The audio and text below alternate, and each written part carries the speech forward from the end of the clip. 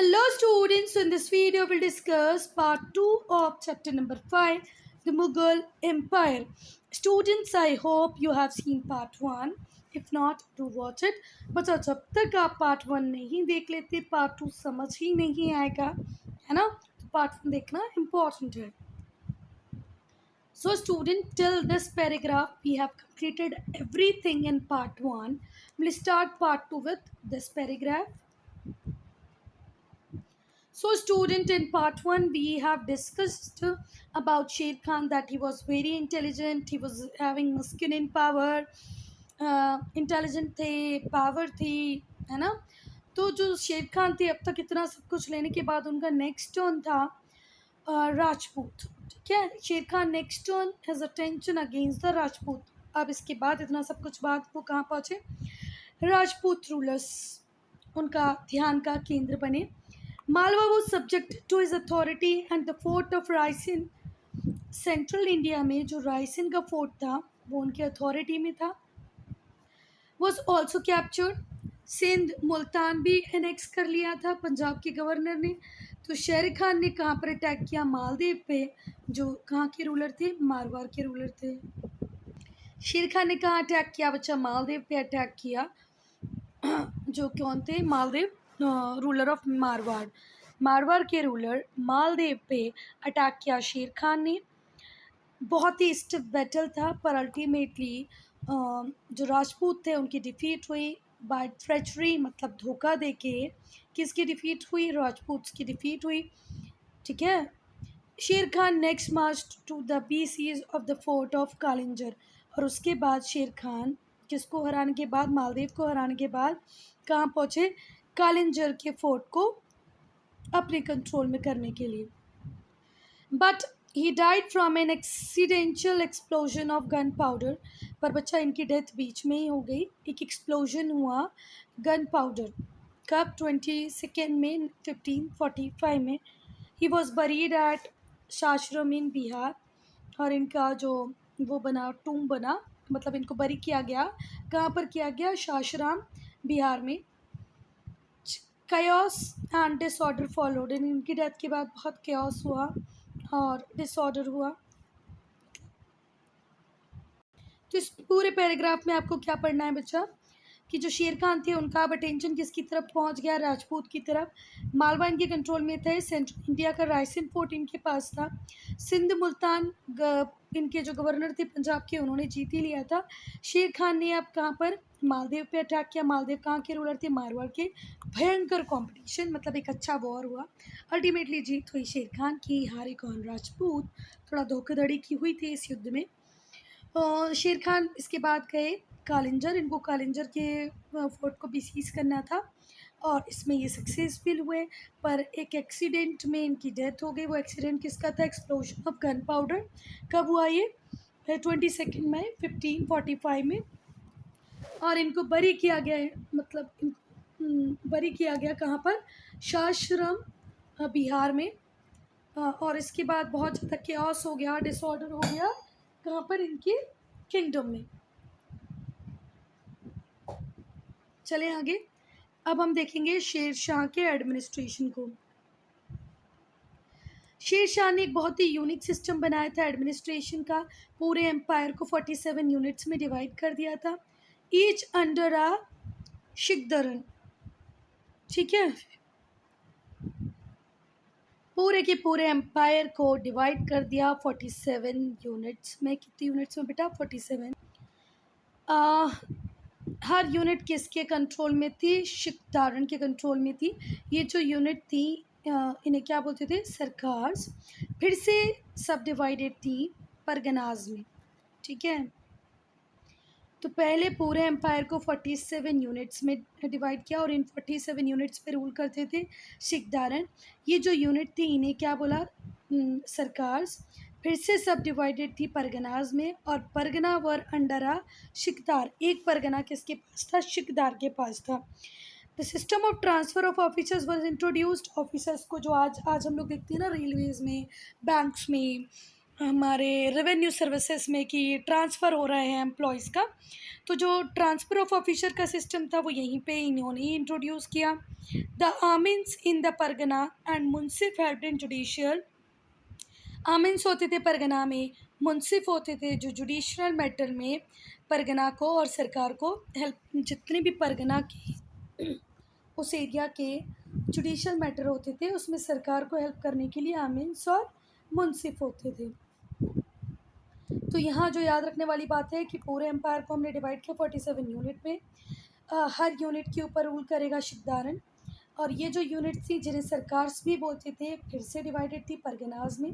परगना किसके कंट्रोल में रहता था? शिकदार के कंट्रोल में रहता था, और ट्रांसफ़र ऑफिसर्स के यहीं से स्टार्ट हुए। आमीन्स और मुंसिफ होते थे जो जुडिशल मैटर में जो भी परगना के जुडिशल मैटर होते थे उसमें हेल्प करते थे सरकार को। रेवेन्यू रिफ़ॉर्म की बात करें कि टैक्स सिस्टम को कैसे रिफ़ॉर्म किया, तो बहुत ही वाइज और ह्यूमन प्रिंसिपल के अकॉर्डिंग काम किया गया।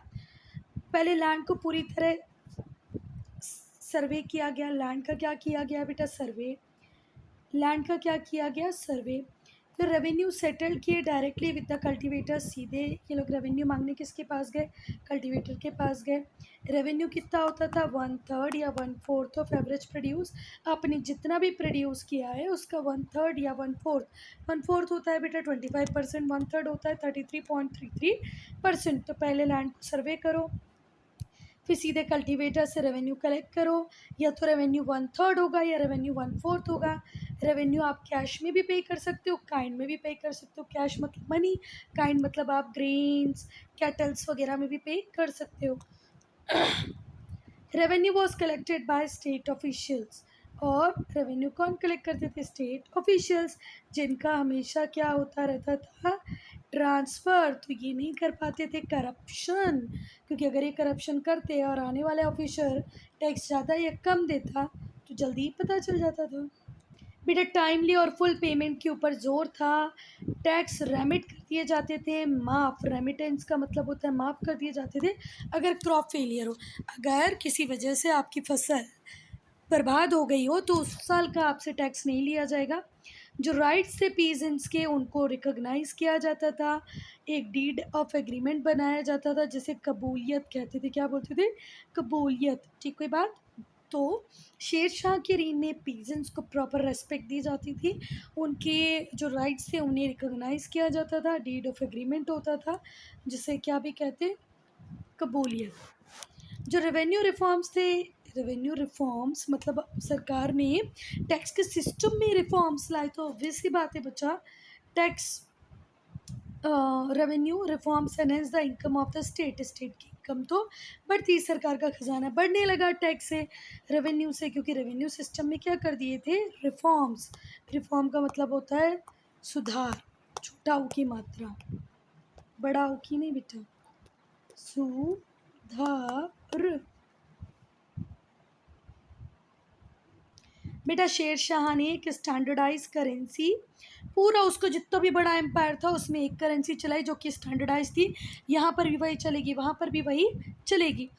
ही improve the means of communication. उसने कम्युनिकेशन के मीन्स को इम्प्रूव किया। कनेक्टेड ऑल इम्पॉर्टेंट सेंटर्स, जहाँ जहाँ उस कनेक्शन इंपॉर्टेंट थे वहाँ वहाँ कनेक्टिविटी बिठाई। कम्युनिकेशन के सिस्टम को थोड़ा सा इम्प्रूव किया। एक्सीलेंट रोड का नेटवर्क बनाया जिससे कम्युनिकेशन प्रॉपर हो। जो लॉन्गेस्ट रोड है बच्चा, ग्रैंड ट्रंक रोड, जो आज तक भी यूज़ में है, जिसे हम जीटी रोड बोलते हैं, ये इन्हीं के टाइम में बनी थी। ये कहाँ से कहाँ तक है बच्चा? सोनार गांव बंगाल से रिवर इंडस पंजाब तक है। बहुत लंबी सड़क है GT road, grand trunk road, जो किसके टाइम में बनी थी? शेर शाह के टाइम में बनी थी। ये सोनार गांव जो कि है बंगाल में, जो कोई है बंगाल में, बंगाल के शेर शाह सोनार गांव से लेके कहाँ तक? रिवर इंडस पंजाब तक ये सड़क जाती है। एक रोड और जो आगरा से बुरहानपुर तक थी। अनदर रोड आगरा से जोधपुर तक थी, Chittor, and one from Lahore to Multan. देखो जीटी रोड कहाँ से कहाँ तक? सोनार गांव बंगाल से लेके इंडस रिवर पंजाब तक। एक रोड और बनी जो आगरा से बुरहानपुर कनेक्टिविटी देती थी। एक रोड और बनी जो आगरा से जोधपुर चित्तौड़ तक कनेक्टिविटी देती थी। एक रोड बनाई लाहौर से मुल्तान तक। शेर शाह ने बहुत सारे पेड़ लगाए both sides of road. Road के साइडों पे पेड़ लगाने का बहुत ही इको फ्रेंडली थे शेर शाह। रोड के साइड में उन्होंने क्या लगाया बेटा, पेड़ लगाना स्टार्ट किए। सेपरेट अरेंजमेंट किए हिंदूज़ और मुस्लिम्स के लिए। जो सराय, सराय मतलब जहाँ पर जो कौन है बच्चा, ट्रैवलर्स हैं वो रेस्ट कर सकें, ऐसे सराय बनाए।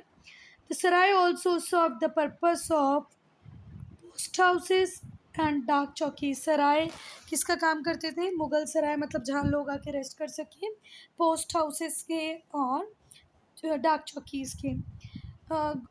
ये थे गवर्नमेंट, ये क्या हेल्प करते थे बच्चे, गवर्नमेंट की information different parts of empire में पहुंचाते थे। इतना एफिशिएंट सिस्टम कैसे ये लोग मैनेज कर पा रहे थे, क्योंकि ऑफिशियल्स को बढ़िया टाइट रख रखा था, ट्रांसफ़र कर देते थे, क्रॉस चेकिंग होती थी,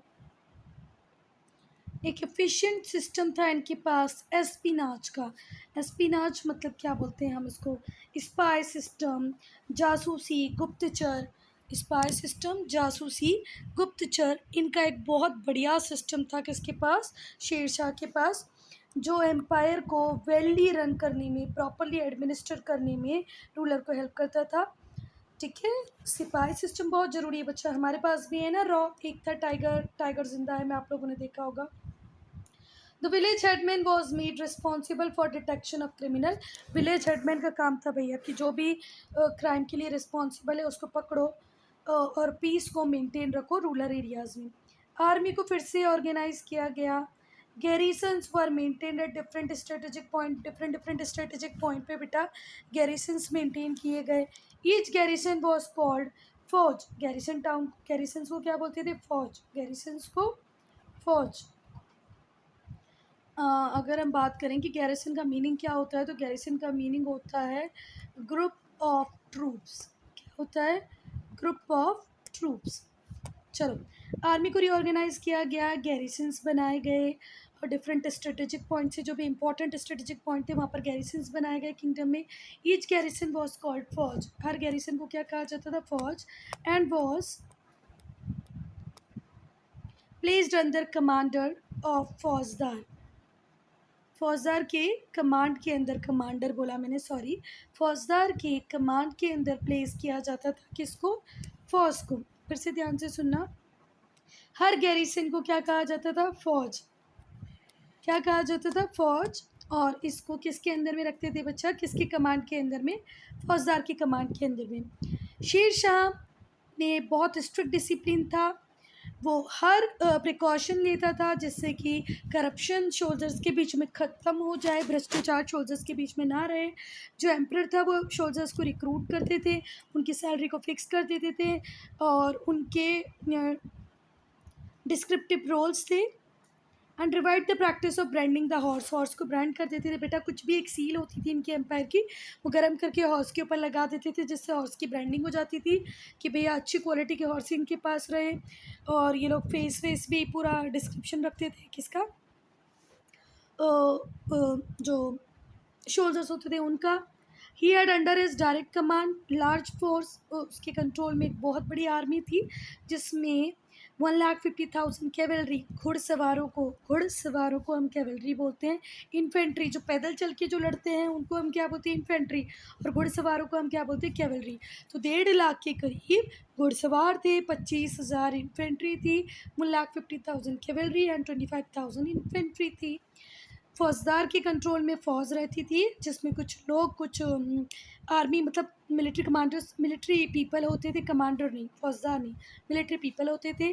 शेर शाह ने बहुत स्ट्रिक्ट डिसिप्लिन लगाया था जिससे करप्शन ना हो।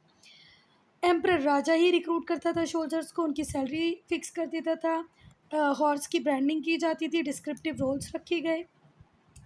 लगभग 1.5 लाख की कैवलरी, घुड़सवार और 25,000 इन्फेंट्री किसके कंट्रोल में थी, किंग के कंट्रोल में थी।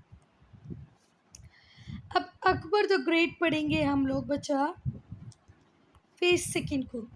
अकबर को क्राउन मिला किसकी डेथ के बाद? हुमायूं की डेथ के बाद। तो हुमायूं की सक्सेसर कौन हो गए? अकबर। 14 फ़रवरी 1556 को क्राउन मिल गया था हमारे अकबर को। उस टाइम में ये 13 ईयर की थे। मुगल की जो विक्ट्री हुई सेकेंड बैटल ऑफ पानीपत में, हमने देखा था ना, बैरम खान ने बहुत अच्छी तरीके से लड़ा और किसकी विक्ट्री हो गई? अकबर की। बैरम खान की विक्ट्री हो गई। यहाँ से एक्चुअल बिगिनिंग होती है मुगल एम्पायर के एक्सपांशन की। किससे? अकबर से। सेकेंड बैटल ऑफ पानीपत जीता बैरम खान। बैरम खान सर्जेंट था, मतलब किसका, सॉरी सर्जेंट बोल रही हूँ मैं, किसकी अथॉरिटी थी उनके पास बेटा? अकबर की। वो अकबर को जब तक कि वो प्रॉपरली बड़े नहीं हो जाते, जब तक रूल नहीं ले लेते, तब तक रिस्पॉन्सिबिलिटी किसने ली थी? बैरम खान ने ली थी। तो बैरम खान पूरे किंगडम को चला रहे थे क्योंकि अकबर बहुत छोटे थे। तो बैटल ऑफ पानीपत में कौन जीते? हमारे बैरम खान। और यहीं से एक्सपांशन चालू होता है मुगल रूल का। अकबर की अगर कॉन्क्वेस्ट की बात करें या रूलर्स, दूसरे रूलर्स से रिलेशन की बात करें, तो अकबर ने भी एक्सपांशन की पॉलिसी को ही फॉलो किया। बाज बहादुर जो मालवा के रूलर थे, उनको डिफीट किया मुगल्स ने 1561 में। 1564 में उनने असफ खान को भेजा गोंडवाना को जीतने के लिए। रानी दुर्गावती जो रीजेंट ऑफ हर माइनर सन, हाँ तो बेटा वो रीजेंट ही था। रीजेंट का मतलब होता है अगर आप किसी माइनर की बिहाफ पे रूल कर रहे हैं तो उसे क्या बोलेंगे? Regent. If you are ruling on behalf of minor son, it is called regent. तो अकबर के रीजेंट थे बैरम खान। इसी तरह रानी दुर्गावती रीजेंट थी उनके माइनर सन की। उन्होंने ब्रेवली लड़ाई की बच्चा, पर आखिरी में हार गई। तो मालवा के बाज बहादुर भी हार गए थे। असफ खान को फिर 1564 में भेजा कि जाओ गोंडवाना पे कंट्रोल करो। तो रानी दुर्गावती रीजेंट थी अपने माइनर सन की। उन्होंने बहादुरी से लड़ा तो बेटा, पर हार गई। और यहाँ से मुगल्स को बहुत ज़्यादा खजाना मिल गया। अकबर ने रियलाइज़ किया कि भाई उनको राजपूत के साथ अलायंस बनाना चाहिए, है ना। अकबर की बहुत इच्छा नहीं थी कि वो राजपूत टेरिटरीज़ को जीतें। नो डिज़ायर, उनकी कोई इच्छा नहीं थी, बहुत इच्छा नहीं थी कि वो राजपूत टेरिटरीज़ को जीते। बस ये चाहते थे वो कि उनकी अकबर की ओवरलॉर्डशिप, मतलब सबसे मेन इंडिया में कौन है? अकबर है, ऐसा मान ले राजपूत रूलर, इतना ही चाहते थे अकबर। 1562 में राज बिहारी मल ऑफ राजा बिहारी मल कहाँ के थे? ये अंबर के थे। अंबेर मतलब आज का जयपुर। राजा बिहारी मल जो अंबर के थे, जयपुर के, उन्होंने अकबर की लॉर्डशिप को एक्सेप्ट किया और cemented is friendship with Mughal, और मुगल से फ्रेंडशिप की। बिहारी मल को 5000 की रैंक मिली। बिहारी मल was given the command of rank of 5000। और उनके जो बेटे थे भगवान दास और जो ग्रैंडसन थे मान सिंह, उन्होंने भी एडमिट किया, हाई रैंक हुई मुगल आर्मी में। तो शुरू हुए थे बिहारी मल के पास आई भगवान दास के बिहारी मल के बाद भगवान दास, और भगवान दास के बाद मान सिंह के पास आई। पर जो स्टेट ऑफ मेवाड़ था उसने रिफ्यूज़ करने को मना कर दिया। अकबर ने चित्तौड़ के, ये मेवाड़ वही है जहाँ से पहले उदय सिंह लड़ेंगे, फिर इनके बेटे महाराणा प्रताप लड़ेंगे, और फिर इनके बेटे भी लड़ेंगे। ठीक है, तो अकबर ने चित्तौड़ के फोर्ट को तो सीज कर लिया, हथिया लिया, which finally surrendered in 1568 after the gallant fight for 5 month. 5 महीने की फाइट चली। The fall of Chittor was important. Chittor का फॉल बहुत इम्पॉर्टेंट था। It commanded the shortest route from Agra to Gujarat. यहाँ से आगरा गुजरात के लिए शॉर्टेस्ट रूट था। 5 महीने भयंकर रूप से लड़ने के बाद अकबर को चित्तौड़ मिल गया। चित्तौड़ मिलना उनके लिए एक इम्पॉर्टेंट था, स्ट्रेटेजिक पॉइंट था, क्योंकि ये शॉर्टेस्ट रूट है। अगर आपको आगरा से गुजरात जाना है तो पहले चित्तौड़ ही आप जाएंगे। अच्छा, दूसरी बात, यहाँ पर नेम मेंशन नहीं है बच्चा, पर चित्तौड़ की साइड से पहले लड़े महाराणा उदय प्रताप सिंह, और उसके महाराणा उदय प्रताप सिंह नहीं, और उसके बाद लड़े महाराणा प्रताप सिंह। पहले उदय सिंह और फिर इनके बेटे महाराणा प्रताप सिंह। और ये प्रताप सिंह का ही घोड़ा था चेतक। उदय सिंह, महाराणा प्रताप सिंह।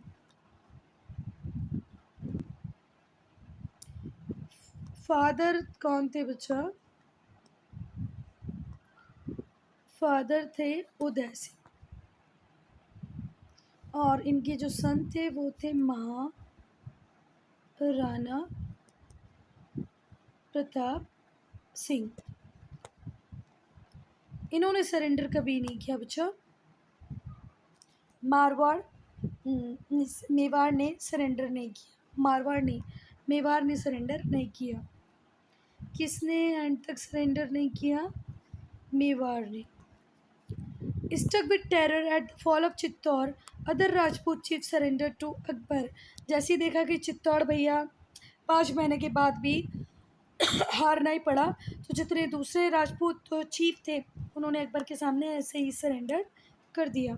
देवर रणथंबोर, कालिंजर, बीकानेर, ये सब कंटिन्यू सरेंडर करते गए। 59 में कालिंजर रणथंबोर ने किया तो 70 में बीकानेर कर दिया। पर बेटा उदय सिंह और उनके बेटे प्रताप सिंह, महाराणा उदय सिंह, ये कंटिन्यू फाइट करते रहे। इन्होंने इतनी इजीली सरेंडर नहीं किया। ये महाराणा प्रताप सिंह है, राणा प्रताप सिंह, ठीक है। उदय सिंह और उनके बेटे कंटिन्यू लड़ते रहे, इन लोगों ने सरेंडर नहीं किया। पर चित्तौड़ के बाद रणथंबोर, कालिंजर, ये सब सरेंडर कर गए। इन 1576 जो मुगल्स थे under the command of Man Singh of Amber and Asaf Khan inflicted a crushing defeat of Rana Pratap Singh at Haldi Ghati. और फाइनली मानसिंह की हेल्प से, अशफ खान की हेल्प से एक बहुत ही भयंकर लड़ाई हुई किस किस के बीच में? मुग़ल आर्मी और महाराणा प्रताप की आर्मी में, हल्दी घाटी में। और मुग़ल की साइड से लीड कर रहे थे मान सिंह जो अम्बेर के थे। और लास्ट में हार हुई राणा प्रताप सिंह की, कहाँ पर? हल्दी घाटी में। बेटा इन्होंने एनेक्स कर लिया रणथंबोर को, कालिंजर को। इसके बाद अकबर ने किसको भी सब्जुगेट किया? गुजरात को भी 1569 में। अब 1569 में गुजरात भी किसके पास चला गया? अकबर के बाद भी अकबर के पास। बंगाल, बिहार को एनेक्स किया इसने 1576 में। 1569 में गुजरात जीत लिया अकबर ने। बंगाल और बिहार जीता 1576 में। कश्मीर को जीता 1586 में। पर्शियन गवर्नर थे कांधार के, उन्होंने भी सरेंडर कर दिया अकबर को 1595 में। सिंध और बलूचिस्तान को इन्होंने जीता 1591 में। अकबर कंटिन्यू जीतते ही जा रहे थे बेटा। सिंध किया 1591 में, बलूचिस्तान 1595 में। Thus Akbar had made himself undisputed ruler. एक ऐसे रूलर के रूप में उभरे अकबर जिन्हें कोई हरा नहीं सकता। अनडिस्प्यूटेड रूलर, कोई इस बात पे कोई डिस्प्यूट ही नहीं था बच्चा कि अकबर थोड़े कम या थोड़े ज़्यादा हैं। बिल्कुल जीतते जा रहे हैं, जीतते जा रहे हैं। Territories stretching from Himalaya to Narmada, Hindu Kush to Brahmaputra. Hindu Kush से लेके ब्रह्मपुत्र तक, नर्मदा से लेके हिमालय तक इतना बड़ा किंगडम बना लिया अकबर ने। फिर अकबर ने डिसाइड किया कि अब वो डेक्कन की तरफ जाएंगे। कहाँ की तरफ जाएंगे? डेक्कन की तरफ। अब देखो बेटा, अगर ये हमारा इंडिया है, पहले तो पाकिस्तान वाला भी रीज़न था, तो इन्होंने रिवर नर्मदा से लेके हिमाचल तक जीत लिया, हिमालय तक जीत लिया। फिर यहाँ पर हिंदू कुश से रिवर ब्रह्मपुत्र तक। हिंदू कुश कहाँ पर है बच्चा? आज की डेट में तो पाकिस्तान में। तो हिंदू कुश से लेके इंडस रिवर तक, हिमालय से लेके नर्मदा तक, ये पार्ट तो अकबर के कंट्रोल में पहले ही आ गया था। अब उसे चाहिए था दक्कन, डेक्कन या दक्कन। पहले उन्होंने दक्कन स्टेट्स को एक्नॉलेज किया कि भैया आप मेरी ओवर लॉर्डशिप को एक्नॉलेज कर लो और अपने अपने एम्बेसडर भेज दो कोर्ट में। Next Akbar decided to expand his authority to Deccan. At first he wanted to Deccan states to acknowledges over lordship. पहले उसने बोला कि बस ये लोग अगर मेरी ओवर लॉर्डशिप को एक्नॉलेज कर लेते हैं तो मैं खुश हूँ, मुझे कोई प्रॉब्लम नहीं है, और वो कोर्ट में अपने एम्बेसडर भेज देगा। It was the only kingdom of Khandesh that accepted the suzerainty, और सिर्फ खानदेश ने ही इनकी सुजैनिटी को एक्सेप्ट किया। कंसिक्वेंटली फिर मुगल जो आर्मी थी वो साउथ की तरफ मार्च करती गई। पहले बेरार ने सरेंडर किया, फिर चांद बीबी ऑफ अहमदनगर को हराया, अहमदनगर एनेक्स कर लिया 1600 में। खानदेश अकेला ऐसा समझदार राज्य था जिसने अपनी सुजैनिटी को किसकी सुजैनिटी को एक्सेप्ट कर लिया? अकबर की। फिर मुगल आर्मी ने साउथ की तरफ गई, पहले बिरार ने सरेंडर किया, फिर चांद बीबी को हराया अहमदनगर की, अहमदनगर को एनेक्स कर लिया। Having organise the newly conquered territories, तीन सूबे, एक अहमदनगर, बेरार और Khandesh, Akbar appointed prince Daniyal as viceroy of southern region. Prince Daniyal को उन्होंने क्या बना दिया? वाइसरॉय। कहाँ का वाइसरॉय? सदर्न रीजन का। जैसे उन्हें साउथ में अहमदनगर मिला, बेरार मिला, खंदेश मिला, तो इन्होंने दानियाल को, प्रिंस दानियाल, अपने बेटे दानियाल को वाइसरॉय बना दिया सदर्न रीजन का। अकबर फिर आगरा आ गए 1601 में सब कुछ जीत के। He was attacked by severe dysentery and died in 7 October 1604। Dysentery जो आप कंटेमिनेटेड वाटर, कंटेमिनेटेड फूड के से होती है डिसेंट्री, जिसमें वॉमिटिंग, लूज मोशन होते हैं, इससे सफ़र कर रहे थे अकबर, और फिर इनकी डेथ हो गई 1605 में। इनके रिलेशन कैसे थे बच्चा राजपूत से, ये हम पढ़ेंगे हमारे पार्ट 3 में।